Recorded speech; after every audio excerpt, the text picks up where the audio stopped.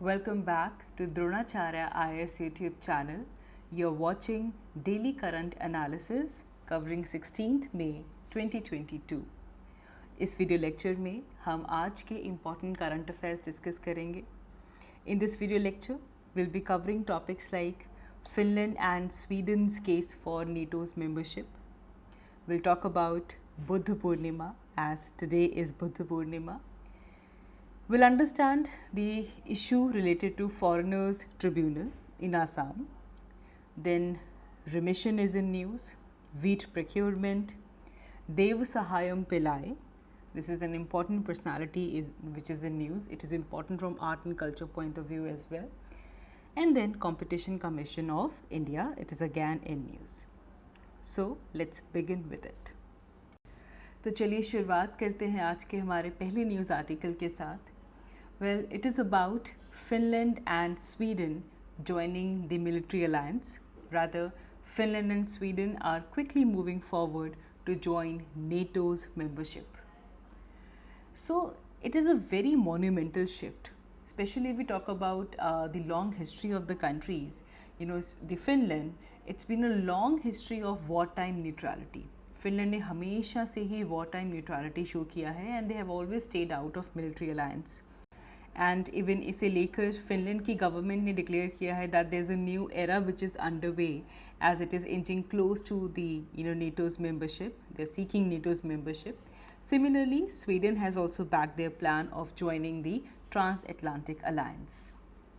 Now अगर हम यहाँ पे थोड़ा सा बैकग्राउंड देखें तो right now the security dynamics of Europe is a really serious issue. All the countries are thinking about it. And if we talk about the month of February, when the Russian forces, they were, around the Ukrainian border. So at that point of time, Finland's Prime Minister insisted that her country was unlikely to join NATO, even when the, Russian troops were around the Ukrainian border. But 3 months and after that and one invasion later, now Finland is hurtling to join the alliance. So this is it's a very big monumental shift for the nation. Especially if we talk about Finland, they have this long history of wartime neutrality and they have always stayed out of the military alliances. And इन सभी बातों को लेकर Russia का response same ही है. They are saying कि ये जो move है this is a threat for Russia and they have warned the countries for the possible retaliation. तो सबसे पहले यहाँ पे समझते हैं नेटो के बारे में. What is North Atlantic Treaty Organization. So NATO it is an intergovernmental military alliance and it has 30 different countries as the member of the NATO. These countries, they are from Europe, North America, as well as from Asia. It was established by the North Atlantic Treaty. So there's an important North Atlantic Treaty which is also called as Washington Treaty. So in 1949, April 4th, the North Atlantic Treaty, it established the North Atlantic Treaty Organization. So this was basically to create a counterweight to the Soviet armies. Russian forces जो कि उस time पे central और eastern Europe में station थी, specially after the world war second, इसे counter करने के लिए एक नॉर्थ एटलांटिक ट्रीटी के थ्रू इस नॉर्थ एटलांटिक ट्रीटी ऑर्गेनाइजेशन को इस्टेब्लिश किया गया. And at that point of time, the original members were Belgium, Canada, Denmark, France, Iceland, Italy, Luxembourg, Netherlands, Norway, Portugal, UK, US. These were the main members, the original members of NATO. Now, why NATO is important? We are saying that it is intergovernmental military alliance. तो इसका मतलब क्या है? There's an Article 5 in the North Atlantic Treaty. So according to Article 5, all the signatory members, they agree that, so if there is armed attack against one or the more of the countries in Europe or in North America, it will be considered as an attack against all of them. तो अगर किसी एक country पे attack होता है तो ये क्या माना जाएगा कि सभी नेटो के मेंबर्स के ऊपर ये अटैक हुआ है और इसे लेकर एक कलेक्टिव एक्शन लिया जाएगा to assist the parties which are attacked. Talking about the NATO's headquarters, it is located in Brussels, Belgium, and while the headquarters of the Allied Command Corporations is in Mons, Belgium. Right now, it has 30 countries. Countries like Albania, Belgium, Bulgaria, Canada, Croatia, Czech Republic, Denmark, Estonia, France.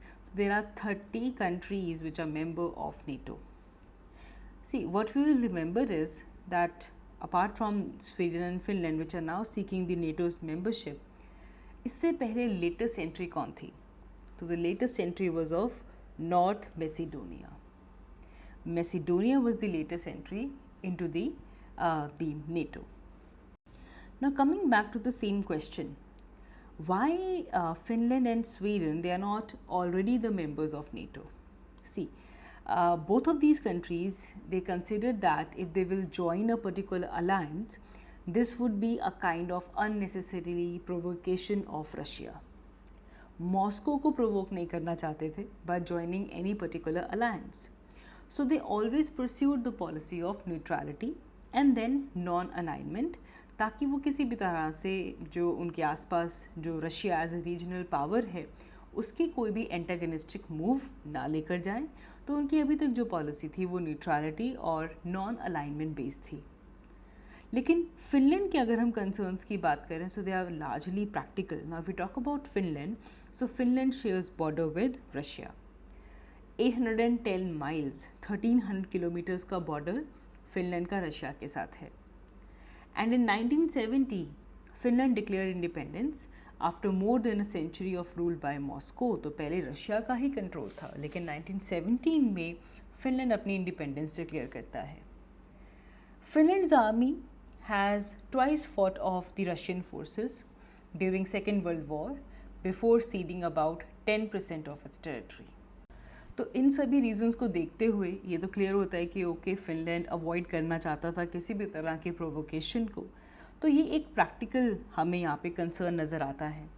Whereas अगर हम Sweden की बात करें तो Sweden ने भी NATO की membership को कभी ज्वाइन नहीं किया था इससे पहले, लेकिन स्वीडन का जो स्टैंड था वो मोर और सो आइडियोलॉजिकल था.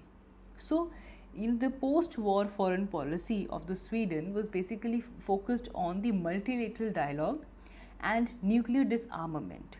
And Sweden काफ़ी लंबे टाइम से as a mediator रहा है, on the international stage, on the dialogues like multilateral dialogue or the nuclear disarmament. So Sweden used to be a mediator to that. They were running down its military after the end of the Cold War. So Sweden's case is more of a ideological case. तो इसके बाद question आता है that why now, अभी क्यों join कर रहा है स्वीडन एंड फिनलैंड.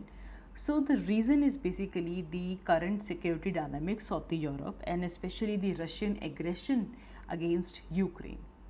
तो इसे देखते हुए this has urged these countries to apply for NATO's membership. And NATO की मेंबरशिप ज्वाइन करते ही this will strengthen the country's security and defence system. And specially Finland के लिए जो यूक्रेन में जो इवेंट्स हो रहे हैं these are bringing the haunting sense of familiarity, because इससे पहले रशियंस ने, सोवियट्स ने फिनलैंड को इन्वेड किया था in late 1939. So despite the Finnish army putting up their fierce resistance for more than 3 months, they ended up losing 10% of the territory.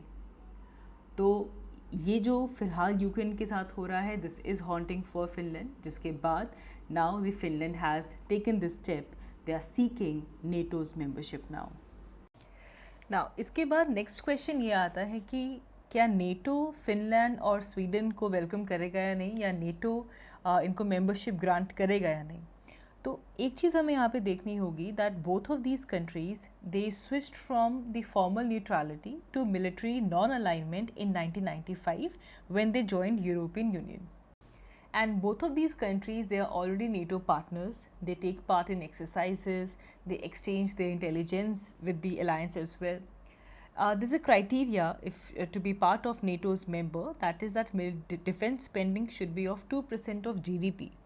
So we talk about Finland. Finland already has the defense spending at the target of 2% of the GDP, whereas Sweden is on the course to do so.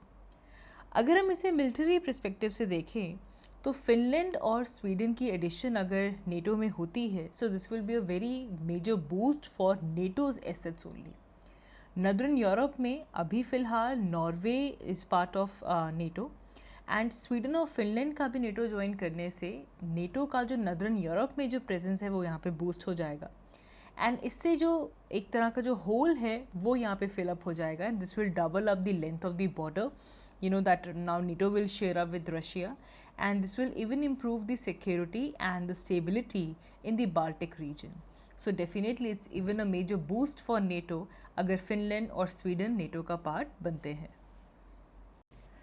आगे बढ़ते हैं. हमारा next topic GS paper 1 point of view से important है, art and culture point of view से important है. Well it is about Buddha Purnima. So today on 16th May, Buddha Purnima is celebrated. This day falls on Purnima, इसलिए इसको full moon का जो day होता है that is called as Purnima and this falls in the Hindu month वैशाख. तो अप्रैल और मई के बीच में वैशाख मंथ रहता है, तो वैशाख मंथ की जो पूर्णिमा होती है उस दिन बुद्ध पूर्णिमा सेलिब्रेट किया जाता है because this marks the birth anniversary of Gautam Buddha. Gautam Buddha who is founder of Buddhism, उनकी बर्थ एनिवर्सरी को वैशाख की पूर्णिमा वाले दिन सेलिब्रेट किया जाता है and the day is called as Buddha Purnima. इसे बुद्ध जयंती भी कह दिया जाता है. So now we talk about Gautam Buddha. He was born as Siddhartha Gautam. So in 563 BCE he was born and he was born in a royal family of Lumbini. Now Lumbini is important because it is situated near Indo-Nepal border and right now Prime Minister Narendra Modi is tour to Nepal and today he is visiting Lumbini. तो लुम्बिनी में सिद्धार्थ गौतम का जन्म हुआ and he belonged to a Sakaya clan which is ruled from the Kapilvastu Lumbini. So at the age of 29, Siddharth Gautam Buddha, he left his home, he rejected his life of all the riches and embraced a lifestyle of asceticism or extreme discipline. And 49 consecutive days तक गौतम बुद्धा ने meditation किया and after that he attained Bodhi. तो Bodhi is the state of enlightenment and Gautam Buddha attained Bodhi under a peepal tree at Bodh Gaya in Bihar. हम इसी article में देखेंगे the some important places which are related to Buddhism. तो एक तो हमने अभी देखा Lumbini. Lumbini is important because Siddhartha Gautam was born there and then after 49 days of meditation Gautam Buddha attend that enlightenment Bodhi under a peepal tree at Bodh Gaya Bihar. So after this Buddha gave his first sermon in the village of Sarnath near Varanasi. Varanasi के पास सारनाथ में बुद्धा ने अपना पहला sermon दिया था and this event is known as dharma chakra parivartan, turning of the wheel of law. And then he died at the age of 80 at Kushinagar Uttar Pradesh. And इस event को कहा जाता है महापरिनिभन और महापरिनिर्वाणा. तो कुछ टर्म्स इंपॉर्टेंट हो गई. बोधि मतलब एनलाइटनमेंट. फर्स्ट सरमन कहाँ पे दिया? सारनाथ में दिया. एनलाइटनमेंट हुई कहाँ पे? बोध गया बिहार. बर्थ कहाँ पे हुआ? Lumbini. And what is important that he died at Kushinagara Uttar Pradesh and इस इवेंट को कहा जाता है Mahaparinirvana. And he believed, Siddhartha Gautam Buddha, he believed to be the 8th of the 10 incarnations of Lord Vishnu. तो 10 अवतार जो हैं उनमें से 8th इनकारनेशन गौतम बुद्धा को माना जाता है. After this will see some important places which are associated with Buddha's life और Buddhism. So these are called as Ashta Mahasthanas. ठीक है, इनको अस्त महास्थानास कहा जाता है because these are 8 great holy places which are associated with the life of Buddha. And यहाँ पे हमारे पास 4 तो पिलग्रिमेज साइट्स आ जाएंगी जो कि गौतम बुद्धा की लाइफ से जुड़ी हुई हैं. अभी हम इनके बारे में पढ़कर आए हैं. Lumbini, Bodh Gaya, Sarnath and Kushinagara. And then there are 4 other sites as well, Shravasti, Sankasya, Rajgir and Vaishali. तो मैप्स यहाँ पे इंपॉर्टेंट हो जाते हैं. As you can see on your screen, आपने जो इम्पॉर्टेंट प्लेसेस बुद्धिज़्म से जुड़ी हुई हैं उनकी लोकेशन आपके माइंड में होनी चाहिए. नाउ लुम्बिनी की अगर हम बात करें तो बिल्कुल इंडिया और नेपाल का जो बॉर्डर है वहाँ पे आपको लुम्बिनी देखने के लिए मिलेगा, right at the border. Nepal का कपिलावस्तु डिस्ट्रिक्ट में लुम्बिनी सिचुएटेड है। It is the birth place of Buddha and at the time of the birth of Buddha Lumbini was part of शक्य जनपदा विच वॉज अ रिपब्लिक। तो शक्य का ये पार्ट था। देन बोध गया इज़ इन बिहार। अच्छा, अब बोध गया के लिए हमें ये तो पता है कि this is the place of entitlement of Buddha, लेकिन हमें ये भी पता होना चाहिए कि बोध गया के पास कौन सी रिवर है। तो see it is located on the bank of river Niranjana. So this river was known as Uruvela at that time. तो अभी से निरंजना कहते हैं, लेकिन जिस टाइम पे गौतम बुद्धा यहाँ पे आए और उनको बोधि अटेन हुई, उस टाइम पे इस रिवर को उरुवेला कहा जाता था। तो ये 2 पॉइंट्स याद रखेंगे। Next important place is Sarnath. ना सारनाथ की भी बहुत डिफरेंट नेम्स हैं, मृगदवा, मेघादया, ऋषि पटाना, इसी पटाना, इस तरह के नाम हैं, बट सबसे कॉमन नेम है सारनाथ। ना यहाँ पे एक डियर पार्क है जहाँ पे गौतम बुद्धा ने अपना फर्स्ट सरमन दिया था। इसे हम कह सकते हैं धर्मचक्र परिवर्तन सूत्र, ठीक है। Sarman was Dharmachakra Parivartan Sutra and at this time of the Buddha it was part of Kashi Janapada. तो हम आप जनपदास के बारे में पढ़ते हैं एंशिएंट हिस्ट्री में, तो उस टाइम पे सारनाथ काशी जनपदा का पार्ट था। Then we have Kushinagar. Kushinagar is again in Uttar Pradesh. This is the site where Buddha died, and this event is called as Mahaparinirvana. And at the time of Buddha's death, it was the capital of माला जनपदा। तो आप देखिए कौन कौन से जनपद यहाँ पे आ रहे हैं, ठीक है। सारनाथ के लिए काशी जनपद है, कुशीनगर के लिए माला जनपद है। Next important place is Shravasti. It is again in Uttar Pradesh and अगर हम मॉडर्न टाइम्स में देखें तो ये बलरामपुर के पास में है। And this place is very closely associated with the life of Buddha, especially because Buddha spent 24 chaturmasas here, so which basically is 24 years. तो मतलब ये कह सकते हैं कि बुद्धा का जो मोनास्टिक लाइफ था उसका जो मोस्ट इम्पॉर्टेंट हिस्सा था वो उन्होंने सरस्वती में ही स्पेंड किया है। तो शरावस्ती ये उस टाइम पे कोशाला किंगडम का कैपिटल था। And this place is even important for Jains as well because Shravasti is also birth place of Jain Tirthankar Sambhavnath. Then there is a place called as Sankasya. इसकी करंट लोकेशन उत्तर प्रदेश फरूखाबाद में है। It has some faiths of Buddhism that Buddha after his death descended from heaven here. Then we have another place Rajgir. Rajgir was earlier the capital of Magadha Janapada, आप काफ़ी पढ़ते हैं इसके बारे में, which was ruled by Bimbisara during Buddha's time. So after Mahabhinishkarmana, which is the great departure, Buddha had first gone to Rajgir. So he started begging alms over there and started a life of an ascetic. And even King Bimbisara offered Buddha his throne, but he turned it down. Lastly, we have Vaishali. So at the time of Buddha, Vaishali was in Vajji Janpada. So after leaving Kapilavastu for renunciation, he came to Vaishali first and had his spiritual training from Alara and Udaka. So see, you read all of this in ancient history when you read about Buddhism. We are only talking about some important places and some important events. Buddhism की पूरी philosophy, in places की और importance, इन सब के बारे में आप अनुराग sir के साथ काफ़ी डिटेल में पढ़ेंगे। The objective of this video is to quickly go through the life of Buddha and the important places associated with it. And on the occasion of Buddha Purnima, even Prime Minister Narendra Modi is going to travel to Lumbini, which is in Nepal, and he will participate in a ceremony to lay down the foundation stone for Buddhist Cultural Center. This will coincide with Buddha Purnima. So there is also construction of India International Center for Buddhist Culture and Heritage, and this will be undertaken by the International Buddhist Confederation India with financial support from Ministry of Culture. आगे बढ़ते हैं। So next news article, Assam, और आसाम में NRC National Register of Citizens से related है। So the state coordinators of the NRC, National Register of Citizens, has reminded the members of Foreigners Tribunal all across the Assam to not consider the draft NRC as a reliable evidence for the disposal of the cases.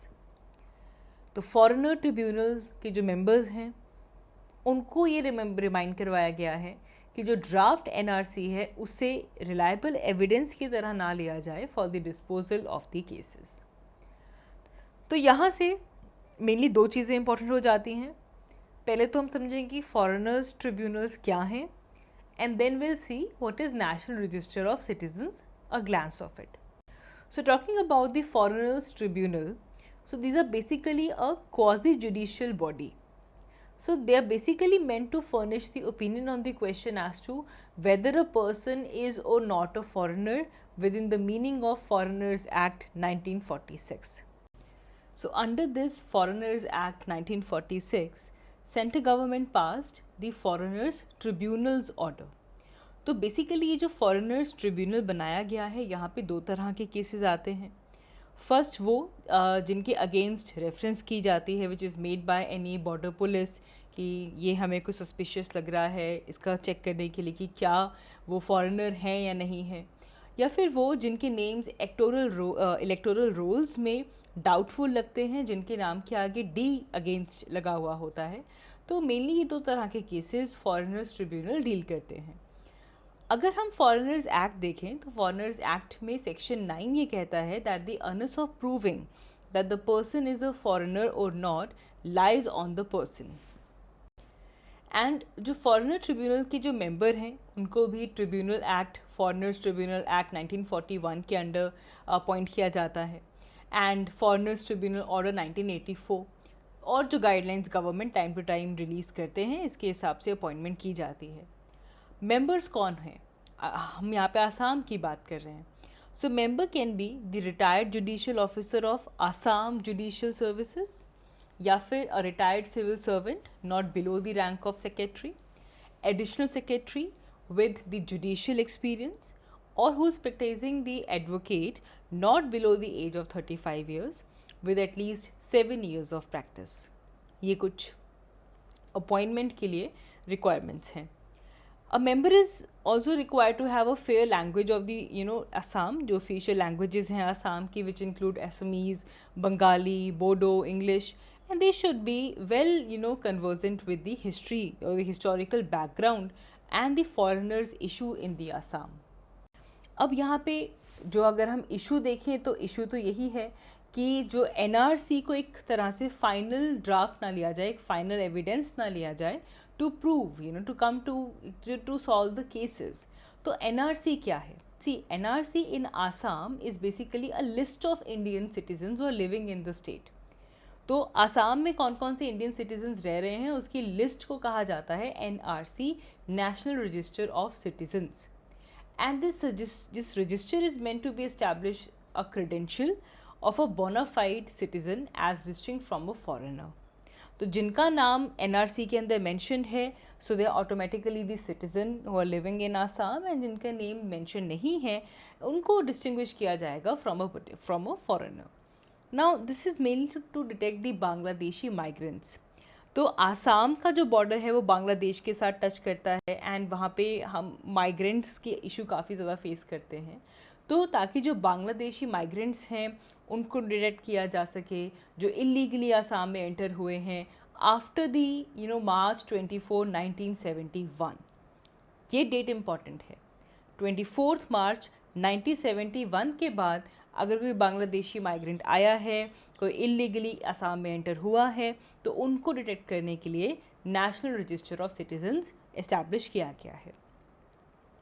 जो cut off date है ये originally 1985 में Assam accord था उसके basis पे किया गया है। कट ऑफ डेट मतलब कि मार्च 24, 1970 के बाद जो भी आया है वो यहाँ पे फॉरेनर है।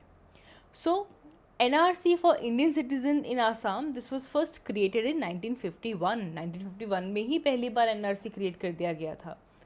And the process to update this register began following a Supreme Court order in 2013. And जो updated NRC था इसे 2019 में रिलीज़ किया गया with over 1.9 million applicants failing to make it to the list. Assam से 1.9 मिलियन एप्लीकेंट्स के नाम NRC के रजिस्टर में प्रेजेंट नहीं थे। तो यहाँ से क्वेश्चन ये रेज होता है कि कोई अपनी सिटीजनशिप कैसे प्रूव कर सकता है। सी, सबसे पहली चीज़ यहाँ पे ये आती है कि जो एप्लीकेंट की फैमिली है, so the names of the applicant's family member should either be in the first NRC जो कि 1951 में बना, या फिर in the electoral rolls up to March 24, 1971। किसी ना जो पहले जो फैमिली मेंबर हैं उनके नाम या तो फर्स्ट एनआरसी लिस्ट में हो, या फिर जो 1971 से पहले जो इलेक्शंस हुई हैं उसके अंदर वो नाम मेंशन हो। Applicant can also present other documents, जैसे कि वो अपना रेफ्यूजी रजिस्ट्रेशन सर्टिफिकेट दिखा सकते हैं, birth certificate, LIC policy, land and tenancy records, कोई सिटीजनशिप सर्टिफिकेट दिखाया जा सकता है, पासपोर्ट, गवर्नमेंट इशूड लाइसेंस और सर्टिफिकेट, बैंक और post office account. So they are many such things which can be used, जो कि अपने डॉक्यूमेंट्स प्रेजेंट किए जा सकते हैं। नाउ अगर कोई ऐसा पर्सन है जिनका NRC के अंदर नेम मेंशन नहीं है, तो ऐसे केस में they have the option to present their case, and वो अपना केस फॉरेनर्स ट्रिब्यूनल के सामने प्रेजेंट करते हैं, and they can move to high court and then to supreme court. तो गवर्नमेंट ने इवन NRC सेवा केंद्र हर एक आसाम के डिस्ट्रिक्ट में सेटअप किए हैं ताकि जो लोग हैं उनको असिस्टेंस मिल सके। तो जो हम फॉरेनर्स ट्रिब्यूनल्स के बारे में पढ़ रहे हैं, आपको समझ में आना चाहिए कि वो लोग जिनका नाम NRC में मेंशन नहीं है, वो अपना केस कहाँ पे प्रेजेंट करते हैं, फॉरेनर्स ट्रिब्यूनल में प्रेजेंट करते हैं। Moving ahead, so recently supreme court held that remission has to be considered in terms of policy applicable in the state where crime was committed. तो remission की जो पावर है, remission is basically जब जो sentence है उसका period reduce किया जाता है without changing the character of the punishment. Character of the punishment वही रहेगा। लेट्स से अगर किसी को पनिशमेंट मिली है of rigorous imprisonment, it was for 15 years, आप उसे रिड्यूस करके 10 ईयर्स कर सकते हैं। रिड्यूस करना, जो टाइम है उसे कम करना, इसे कहा जाता है रिमिशन। यहाँ पे जो पनिशमेंट का नेचर है, जो करेक्टर है, उसे चेंज नहीं किया जाता।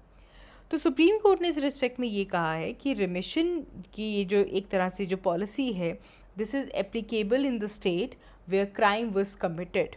ऐसा नहीं कि जहाँ पे ट्रायल हुआ है या फिर जहाँ पे जाके वो केस ट्रांसफ़र हुआ है या कंक्लूड हुआ है, नो, जिस स्टेट में क्राइम कमिट हुआ है, जो रिमिशन की जो पॉलिसी है वो कहाँ पे अप्लाई होगी, उसी पर्टिकुलर स्टेट में होगी where the crime was committed. Moving ahead, our next article is important from GS paper 3 point of view. This relates to the public distribution system, buffer stock and food security in India. It's about the procurement of wheat. So wheat procurement, जो major wheat producing states हैं वहाँ पे लगातार चल रही है, and central government ने wheat procurement season extend कर दिया है till May 31st. And this will definitely gonna benefit the farmers because जो procurement है वो अब 31st May तक होगी। Moving ahead, our next news article is important from art and culture point of view. It is about Deva Sahayam Pillai. So Deva Sahayam Pillai, who was born in a Hindu family in Kanyakumari district of Tamil Nadu, he converted to Christianity in 18th century, and now Deva Sahayam Pillai has become the first Indian layman to be declared a saint by the Vatican on Sunday. So basically, Pope Francis canonized, blessed Deva Sahayam Pillai during the canonization mass in St. Peter's Basilica in Vatican City. Vatican City basically Roman Catholic Church की seat है, and Deva Sahayam Pillai को he is the first Indian layman जिनको Saint declare किया गया है। So he was born on 23rd April 1712 in Tamil Nadu's Kanyakumari district. He was known as Neelakanda Pillai before embracing Christianity. So he grew up in an upper class family of temple priest. So he used to, he went to serve in the court of Travancore, Maharaja Marthanda Verma. It was there that he met a Dutch naval commander who taught him about Catholic faith. And then in 1745 he became a Catholic, and then Pillai took a Christian name, Lazarus, but later came to be known as Devasahayam, which is God's help. He then faced a wrath from the Travancore state, which was against his conversion. So then in 1752, on 14th January, just 7 years after he became a Catholic, Devasahayam was shot dead in the forest of Tamil Nadu, Arvala Mosei forest mein he was shot dead. Since then, he was widely being considered a martyr by the Catholic society, Catholic community in South India. His body is at Saint Francis Xavier Cathedral in the Discourse of Kotar, Tamil Nadu. So the church is of view that his preaching of equality of all people despite caste differences eventually led to his martyrdom. He was first approved for sainthood in February 2020 for enduring increasing hardships after he decided to embrace the Christianity. Moving ahead, Competition Commission of India is again in news as Competition Commission of India is conducting a market study on film distribution. So from here, Competition Commission of India becomes important for us, especially for prelims point of view. So याद रखिएगा that Competition Commission of India एक statutory body है and it is responsible for enforcing the objectives of Competition Act 2002. And Competition Commission of India, it was established by the central government with effect from 14th October 2003, but it finally became fully functional on 20th May 2009. Now, it's a commission. If we talk about the composition, so there's a chairperson and 6 members who are appointed by the central government. Next, if we talk about the formation of Competition Commission of India, so see, Competition Commission of India, it was established under the provisions of Competition Act 2002. And then Competition Act 2007 was enacted. It basically amended the Act of 2002 and this led to the establishment of Competition Commission of India and Competition Appellate Tribunal. So then government replaced the Competition Appellate Tribunal with the National Company Law Appellate Tribunal in 2017. तो इससे पहले जो Competition Appellate Tribunal था इसे replace कर दिया गया with the National Company Law Appellate Tribunal in 2017. So that is all for this video. Thank you so much for watching. I will see you all in my next one. Thank you.